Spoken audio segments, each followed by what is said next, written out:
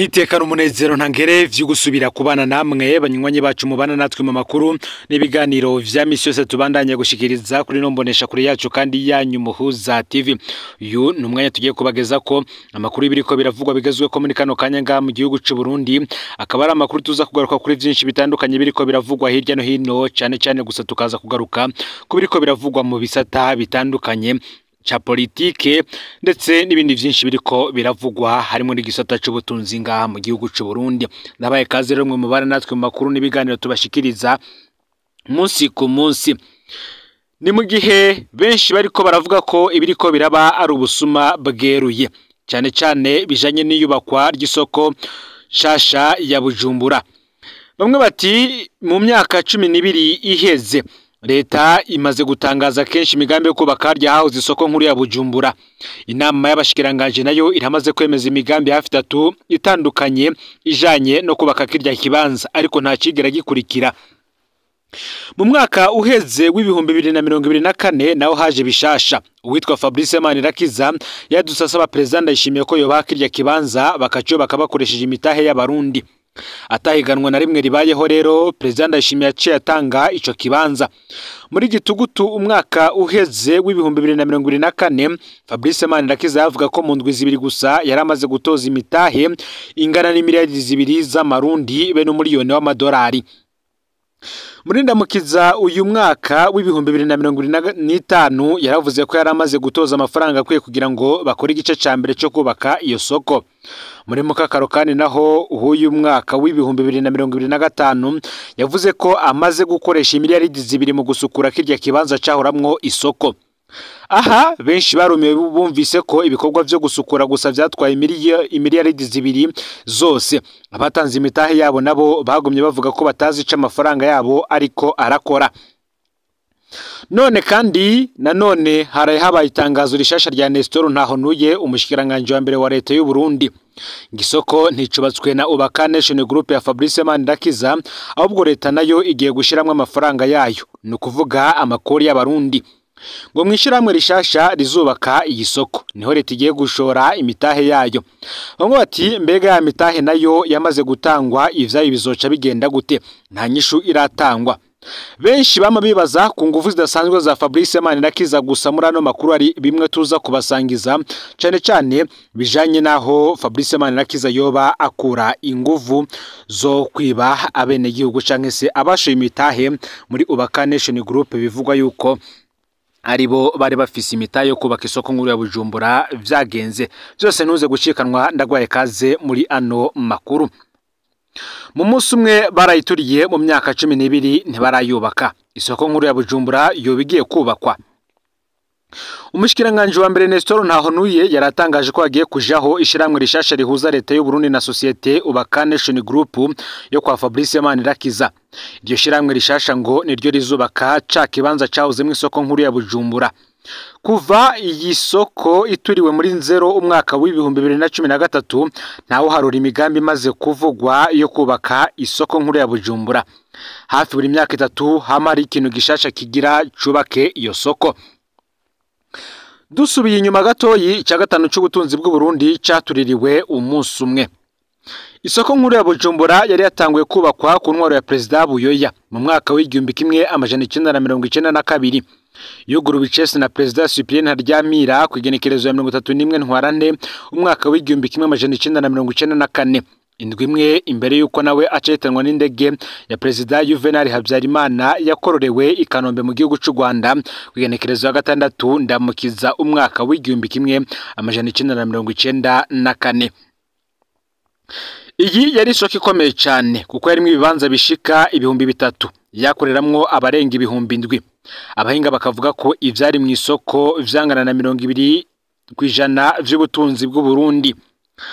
Mu gitondo cyo kwigenekerezo ya 27 nzero umwaka w'ibihumbi 2013 nibwo isoko yazindukisha. Mu gisagara kizima hari kiduga kimwe rudende ca kizimyamwoto na cyonyene kitagiramwo amazi kiza kuboneka umucanwa maze kugera ku rugero bitashoboka kuzimya. Ico kimodoka kikavugwa ko imbere cyari cibere kuvomera gazo yo mu rugo kwa General Bunyoni mu Gasekebuye. uburyo isoko yahiyemwo bwari butangaje na cyane cyane kubaza ubukomezi bw'ivyuma yari ikozwemwo. Isoko yarahiriye atokombera mu mwanya muto cyane. Indege y'u Rwanda yaragerageje kuza gufasha kuzimya umuriro, ariko nayo yashitse ataciga ikiza kinini. Ico yafashije kwabaye kubuza ko umuriro utandukira yandi mazu yo mu gisagara ca Bujumbura. Amatohoza adafashe ubutegetsi yavuze ko umuriro wavuye ku ibateri yaturitse mu kibanza kimwe mu vyari mu isoko. Ni kenshi kandi yamaze kwerekanwa ingene ayo matohoza atafatiro yari afise. Ni nako kandi hashizwe habona intahe y'ibanga twakuye ku mupastori w'umurundikazi yiregesheje Major Jean Bosco Nsabimana batazira Maregos imbere yuko yitaba Imana i Nairobi mu gihugu ca Kenya. Iyi ntwazangabo mu iperereza yo yari yemereye ko hariho pudere yakoreshejwe mu guturira isoko nkuru ya Bujumbura, yongera aremeza ko kandi hari ibintu biturika Maregos ubwiwe yari yashize mu gisenge cy'iyo soko, abishirayo yitwaje ko agiye gukora ivyuma vyasohora amajwi y'iradiyo ya Sojemak yakorera aho mu isoko. Maregos yemeje ko inyuma yahawe uburozi mu kirabi iwabo w'abantu c'umuhisi General Adolphe Nshimirimana acarungikwa muri Kenya ageze ku mfiro, ngo yagiye Nairobi bamuhenze ko yakigwa na Ambassadeur Ezekiel Nibigira, ashitseyo arabura gitabara atogwa n'uyo mupastori. Jean Bosco Maregarege yaguye mu bitari Nairobi muri Rusama mu mwaka w'ibihumbi 2013. Amakuru dufise akavuga ko yoba yaranigiwe mu bitaro n'abantu batazwi. Maregos we rero yagiye yivugiye ko ari we yaturiye isoko abitumwe n'abatwara igihugu. Hakazaho Mohamed Ali Somuji, umunyapakistani yari afise amangazini y'amasaha bita Tronika kuri Avenue de la Mission. Niwe yavugwa ko yoba yaratumwe kugura iyo pudere yoba yarakoreshejwe mu guturira isoko nkuru ya Bujumbura. Indwi imwe gusa inyuma y'iturirwa ry'iyo soko, Mohamed Ali Somuji yahamagawe muri Tronika acaragandagurwa. Abiwe barateye ubwoba ngo ntibaze bacira amate hasi kuvyo bazi. Hari ibimenyetso byinshi cyane byerekana ko ubutegetsi bwa CNDD-FDD bushobora kuba ari bwo bwaturiye isoko nkuru ya Bujumbura. Aho twababwira ko ukwezi kumwe gusa imbere y'uko isoko iturirwa, hari ikinyamakuru cyo muri Kenya cyari cyavuze mall idasanzwe igiye kubakwa ni miliyoni 80 z'amadolari y'abanyamerika igiye kubakwa mu gisagara ca Bujumbura. Iyo mall yoba ari kubakwa harya hari isoko nkuru ya Bujumbura. Ikindi gitangaje kandi nuko buke isoko yarayihiye mu nama yahuriyemwo bamwe mu bashikiranganje, havugiwe yuko haza hariho integuro canke se plan ya mall hamba yari gushigwa ahahora isoko. Byarumvikana ko mengo iturirwa ry'isoko ryari ryateguwe. Imyaka 12 havugwa imigambi yo kubakwa isoko. Nkuko twatanguye tubivuga, imyaka 12 iraheze leta ziratangaza imigambi yo kubaka harya hauze isoko. Inama abashikiranganje nayo iramaze kwemeza imigambi hafi 3 itandukanye ijanye no kubaka kirya kibanza, ariko nta cigera gikurikira. Mu mwaka uheze haje bishasha kuko uwitwa Fabrice Manirakiza yadutse asaba president Ndayishimiye ko yobaha kirya kibanza bakacubaka ko bakoresheje imitahe y'abarundi. Atahiganwa na rimwe rero ribaye, president Ndayishimiye yaciye atanga ico kibanza kuko no muri gitugutu umwaka uheze Fabrice Manirakiza yavuga ko mu ndwi zibiri gusa yari amaze gutoza imitahe ingana n'imiliyaridi 2 z'amarundi be n'umuliyoni w'amadolari. Murindamukiza rero uyu mwaka w'ibihumbi 2025 yaravuze ko yari amaze gutoza amafaranga akwiye kugira bakora igice ca mbere cyo kubaka iyo soko. Muri Mukakaro uyu mwaka yavuze ko amaze gukoresha imiliyaridi 2 mu gusukura kirya kibanza cyahoramwo isoko. Benshi barumiye bumvise ko ibikorwa byo gusukura gusa byatwaye imiliyaridi 2 zose. Abatanze imitahe yabo bo bagumye bavuga ko batazica amafaranga yabo ariko arakora. None haraye habaye itangazo rishasha rya Nestor Ntahontuye, umushikiranganje wa mbere wa leta y'u Burundi. Isoko nicubatswe na Ubaka Nation Group ya Fabrice Manirakiza, ahubwo leta nayo igiye gushiramwe amafaranga yayo. No kuvuga amakori y'abarundi ngo mwishiramwe rishasha rizubaka isoko. Bamwe bakabati none izi nguvu zidasanzwe z'uyu bita Fabrice Manirakiza zoba ziva hehe? Izi nguvu za Fabrice Manirakiza koko zoba ziva hehe? Umuntu asaba ikibanza nka kirya akaca kyabwo ko nyene atahiganwa hatarabwe nuko abishoboye kuhubaka. Umuntu avuga ko yakoresheje imiliyaridi 2 z'amafaranga mu gusukura gusa ikibanza bikaca vyemerwa. umuntu avuga leta ikacemera ko igiye kuzana amafaranga ngo basangire ishyirahamwe rishasha. Ese ubwo ni Fabrice Manirakiza canke inyuma yiwe hari igihangange kitaboneka? Ico bikoze hari amakuru dufise yemeza ko Fabrice Manirakiza asanzwe afatanye na murumuna wa Perezida Ndayishimiye. Ngubwo aho havugwa ko irumuna ntihoba ari mu kibanza ca mukuru we, kazoza niko kazotanga inyishu. Isoko nkuru ya Bujumbura yari yubatswe mu myaka 2 gusa, yaturiwe mu munsi umwe gusa. None leta ya CNDD-FDD imaze imyaka 12 idashoboye gusubira kubaka. Uti twizere ko hoho vyo bigiye gukunda. Ubwo kuri kose kuzoteba gutangwa ku rupfu kubaturiye isoko nkuru ya Bujumbura. Ese urupfu rwa Major Jean Bosco Nsabimana batazira Maregose n'urw'umudandaza Mohamed Ali Somuji zizoteba zitohozwe. Uko aya masoko atangwa atayiganwa ribaye, ese navyo bizohava bitohozwe? Ibi nibazo vyibazwa na benshi mu bahinga batandukanye, harimo abahinga mu vya politike ndetse n'abahinga mu vy'ubutunzi. Bavuga yuko hari vyinshi biriko biragaragaza ko iyi soko n'ubundi yoba iriko irihagirwa n'ibihangange bitandukanye ngaha mu gihugu kugira ngo babone uko bahubagiza abene gihugu mu kubajya n'udufaranga twabo. Mu yandi makuru reka tuyabandanize ku bindi ibiriko biravugwa. Ati iyo numvise abantu baza batubwira ngo mfise urubanza rwaciwe ariko rwananiranye gushirwa mu ngiro, kandi abo tuburana nibo bambwira ko ngo ntiruzopfa rugiye mu ngiro, ngaca nibaza nti ubutungane bwagiye hehe? Ese bwarabuze inguvu? Ivyo byashikirijwe na buramatari w'intara ya Burunga mu nama yakoresheje abakora mu gisata cy'ubutungane ku mugwa mukuru wa komine Rumonge hari kwigenekerezo ya 10 Munyonyo uyu mwaka. Parfait Mboninyibuka yamenyesheje ko abajejwe ubutungane atacu boronka basigura ingene vyanka ko bashira mu ngira imanza abo nyene ubwabo baciye. Akabibutsa ko imanza zimara igihe zaraheza ariko ntizishigwe mu ngiro zishobora kuba intandaro y'umutekano muke. Akaba yatanze ikiringo c'indwi imwe gusa uhereye ku kigenekerezo ya 10 Munyonyo kugira ngo abajejwe amasenare bazobe bahejeje kwegeranya intonde z'imanza zose zitarashigwa mu ngiro, maze bashinga umunsi wo kuzishira mu ngiro. Nayo ngo urubanza bazobona ko rudakunda bazoheze basigura impamvu rutarashigwa mu ngiro. Mu yandi makuru agezwe ko ariko aravugwa ni kete ry'umwigisha wo mukuza kiva avuga ko yarenganijwe mu itangwa ry'akazi asaba gutunganirizwa. Uti ndasaba gutunganirizwa.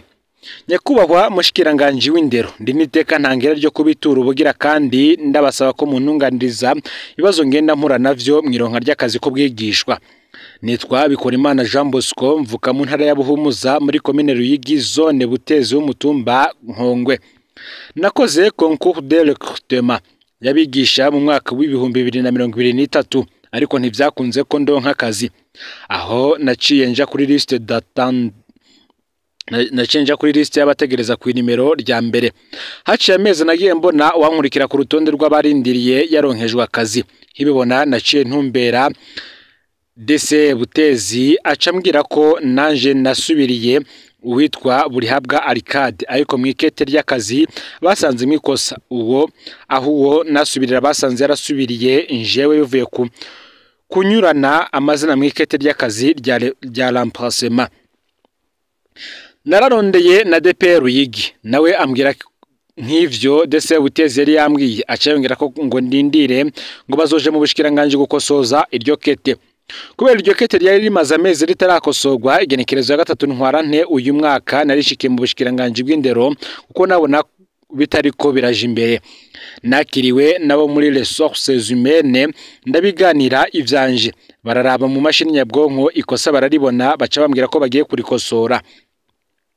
Igenekerezo ya 31 Ntwarante uyu mwaka w'ibihumbi 2025 ikete ryaranshikiriye ncenja ku ishuri rya lycée communale Butezi, ari naho nari nsanzwe nkorera ubukusa kivi. Umuyobozi waho yaciye ama icanditse cerekana ko ntango y'akazi igenekerezo ya 2 ndamukiza uyu mwaka. Naza nararondeye ivyangombwa bigize dosiye, nca ndayitwara muri DPR Ruyigi muri bureau de ressources humaines, igenekerezo ya 23 ndamukiza uyu mwaka. Nca ngaho ndarindira. Haciye amezi niko gutangura kubaza situation kuri konte, nsanga atakigenda. Haciye iminsi nagiye numva abo nakurikiye mu gutanga dosiye numvise batanguye kuronka amahera yabo. nanje njaho ndatenyenya ndindira kubaza situation y'ukwezi gukurikira ndasubira ndaja kuraba nsanga nta kigenda nja ntangura kugira amakenga. Igenekerezo ya 2 Nyakanga uyu mwaka w'ibihumbi 2025 naravuganye no muri resources humaines nibigira Hermenegilde muri DP Ruyigi maze ambwira ko habaye double remplacement ati dossier yawe twarayikoze turayirungika ikwiye. Ikibazo cyabaye nuko buri habwa Arcade wari wasubiriye mu kuronka akazi twasanze baramusubirije uwundi yitwa Iradukunda Ivete. Rero habaye double remplacement kuri uwo buri habwa Arcade arongera ati wewe rero hakenewe ko haboneka undi muntu mu nganya qualification yo baritavye Imana canke yarataye akazi canke yarakukurutse kugira ngo twandike ikete dusaba ko uwo musubirira. Mbere narakibwiye na DC Buteza mfashe kurondera uwo muntu maze ikibazo cawe gitorerwe inyishu niwihangane uzohembwa ari kutevye. Ni kibazo nacenda kimenyesha nyakubahwa igenekerezo ya 6 Nyakanga uyu mwaka w'ibihumbi 2025 mwambwiye ko mugiye kugikorera ko haraheza amezi abiri. Kwa mbere igenekerezo ya 3 Munyonyo uyu mwaka narabajije wahora akorera muri resources humaines muri DP Ruyigi ari nawe chef de département de l'éducation communale Ruyigi nibigira Hermenegilde acambwira izina ry'umuntu nosubirira ryabonetse ariko ko habaye ikosa mu market ya demande de remplacement na autorisation de remplacement bivuye ku kunyuranya amazina. Iryo ribaye ikosa rya gatatu. Nico gituma mbandanya ndabatakambira mu ntunganiza ico kibazo kubera idose yanje imaze igihizwe hagutoregwa inyishu habandanya kugwamo ibindi bibazo. Vyukuri ndababaye cyane nkaba ndabasaba imbabazi kubera ndabitura biciye muri ubu buryo message WhatsApp kubera nta buryo mfise bwo kumanuka ngo ndabiture tubonana naho mbandanya nkora akazi mwaduhaye ubuzima ngezemwo sinorohewe na gato nukuri mbaye ndabakengurukiye nyakuba amashikiranganje w'indero murakoze. Rero akaba ari kete ryumwe mu bigisha bakuza kivi dossier yiwe yaburabujwe inshuro zirenga 3 zose ariko kandi akaba ataratunganizwa. Ngayo rero amakuru yaragezwe ko muri kano kanya vyonda subscribe canke s'abone niba utarafyonda ko kugira ngo tujucikana nadushikiriza usangiza no makuru bagenza babo bari hose kugira ngo nabo baje barabo mu bambere bashikirwa nabiriko biravugwa bigezwe ko ngaha mu gihugu cy'u Burundi hanze y'imbibe z'igihugu cy'u Burundi ndetse no mu makungu ya kure. No Muhuza TV Imana ibahezagire.